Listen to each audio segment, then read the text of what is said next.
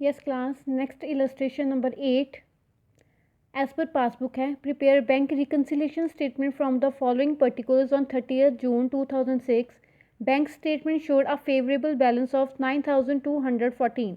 सो bank statement यहाँ पर हम क्या लिख देंगे, बैलेंस एज पर पासबुक,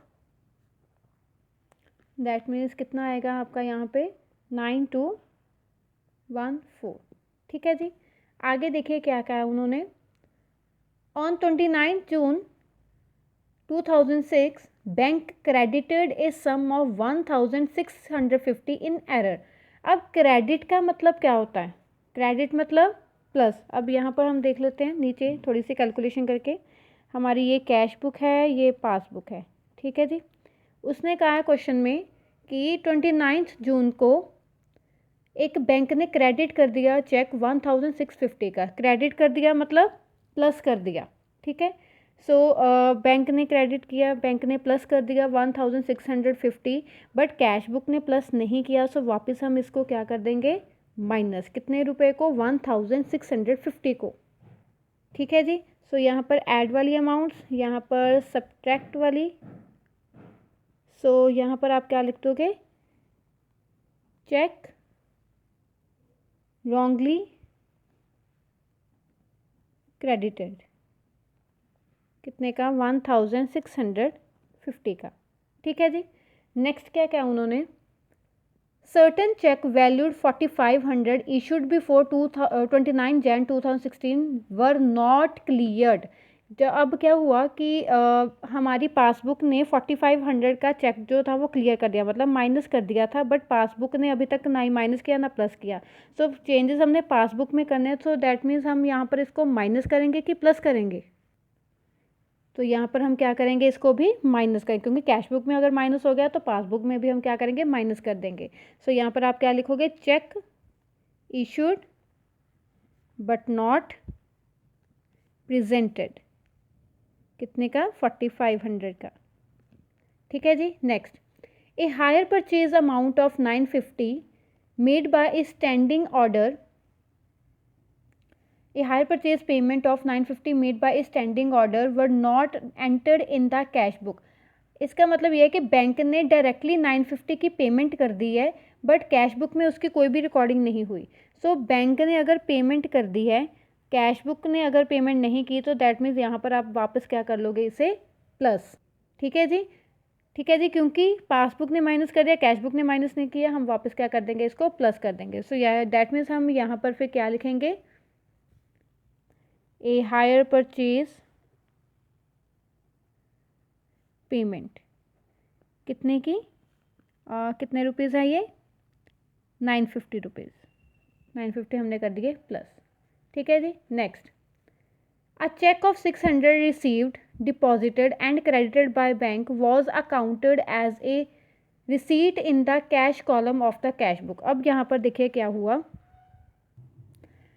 एक चेक था, चेक जो है वो बैंक में क्लियर भी हो गया, सब कुछ काम हो गया उसका, पासबुक में रिसीव हुआ था, उन्होंने रिकॉर्ड भी कर लिया, डिपॉजिट भी कर लिया, सब कुछ प्लस हो गया, ठीक है।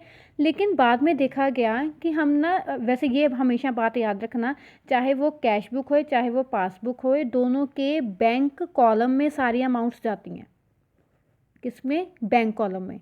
बट इस एंट्री में क्या कहा वो उन्होंने कि कैश बुक में कैश कॉलम में अमाउंट डाल दी, बट इसकी बैंक कॉलम में तो अमाउंट नहीं गई।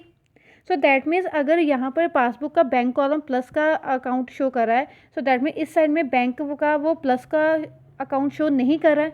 सो दैट मीन्स हम वापस इस अमाउंट को क्या कर देंगे, माइनस कर देंगे, ठीक है जी। सो हमेशा याद रखना, अगर उन्होंने कैश कॉलम की बात की है तो दैट मीन्स हम हमेशा हमारी हर अमाउंट को बैंक कॉलम में ऐड करते हैं।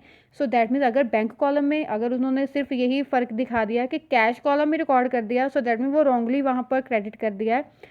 सो यहाँ पर बैंक कॉलम में जानी चाहिए थी अमाउंट, लेकिन बैंक कॉलम में नहीं गई, तो बैंक कॉलम आपको लेस अमाउंट शो कर रहा है। सो दैट मीन्स आपको वापस क्या करना पड़ेगा, पासबुक में माइनस करना पड़ेगा। सो यहाँ पर आप माइनस कर दोगे। सो लाइन आप क्या लिखोगे,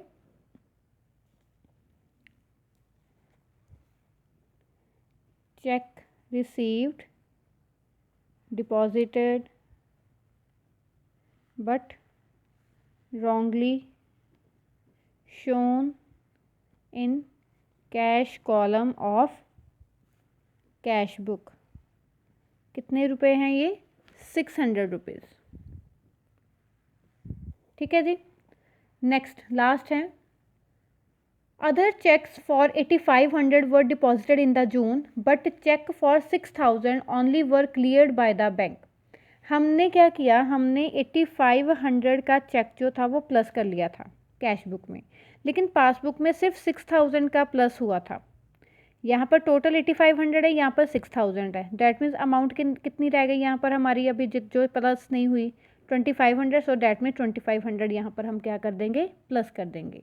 ठीक है जी, क्योंकि कैश बुक में अगर पूरी अमाउंट है तो पासबुक में भी पूरी ही जाएगी। पासबुक में चेंजेस करने हैं, पासबुक में ये 2500 हमारी पूरी की पूरी चले जाएगी।